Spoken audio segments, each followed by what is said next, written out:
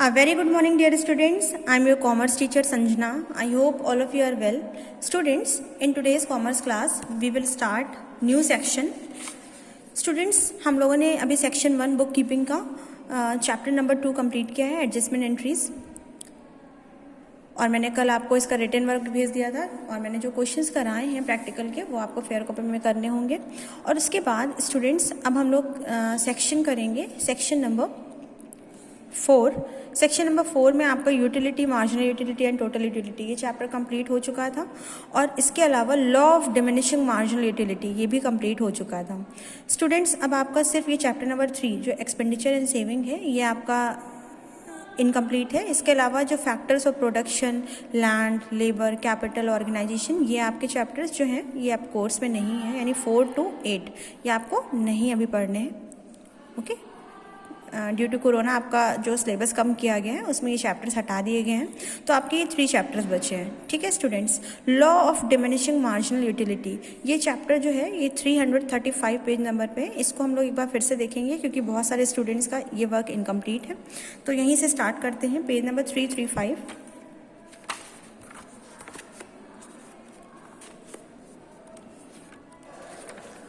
Students वैसे तो ये हम लोग चैप्टर पहले भी कंप्लीट कर चुके हैं, तो जिन बच्चों ने देखा है तो उनका एक बार रिवीजन हो जाएगा, और जिन्होंने नहीं देखा है वो एक बार इसको सही से देखेंगे।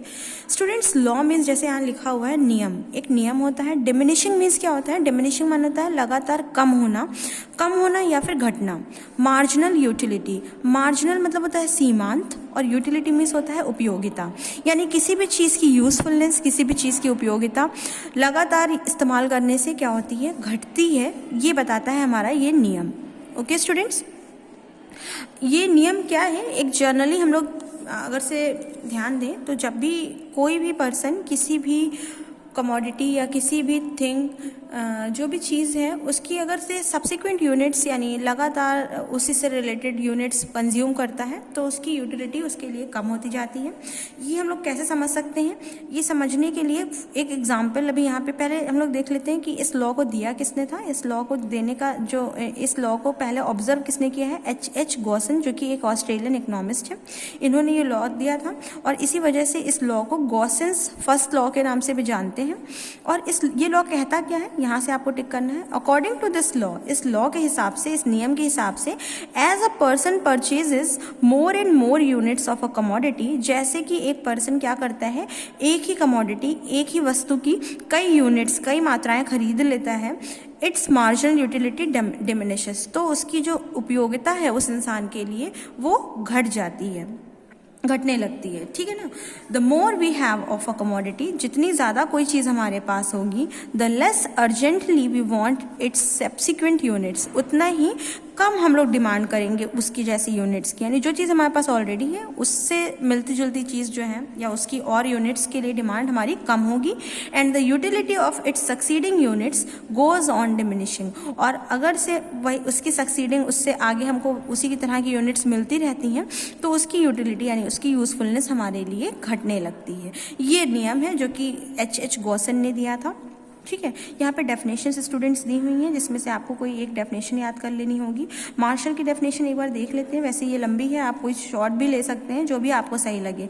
द मोर, यहाँ पे चैपमैन की, प्रोफेसर चैपमैन ने क्या कहा है? The more we have of a thing the less we want additional increments of it, जितनी ज़्यादा हमारे पास कोई चीज़ होती है उतना ही हम उसमें इंक्रीमेंट कम चाहते हैं। और the more we want not to have additional increment of, या फिर हम बिल्कुल भी इंक्रीमेंट उसमें नहीं चाहते हैं, या तो कम इंक्रीमेंट चाहते हैं या तो बिल्कुल भी इंक्रीमेंट नहीं चाहते हैं। थॉमस ने क्या कहा है? द यूटिलिटी और additional supply of a commodity diminishes with every increase in available stock of it, यानी क्या कह रहे हैं? यूटिलिटी जो होगी वो हमें लगातार क्या हो जाएगी? जो एडिशनल सप्लाई मिलेगी, यानी और ज़्यादा हमको अगर से किसी चीज़ की यूनिट्स मिल रही हैं वो लगातार घटेंगी। जितना ज़्यादा हमारे पास स्टॉक बनता जाएगा उस चीज़ का उतनी ही ज़्यादा उसकी यूटिलिटी क्या होती जाएगी? घटती जाएगी। स्टूडेंट्स यूटिलिटी क्या होती है? यूटिलिटी हम लोग पहले चैप्टर में पढ़ चुके हैं। यूटिलिटी मीन्स होता है उपयोगिता, जो चीज़ हमारे लिए यूजफुल हो, जिससे हमारी वांट सेटिस्फाइड हो रही हो, जिससे हमारी इच्छा पूरी हो रही हो, उसे हम लोग बोलते हैं।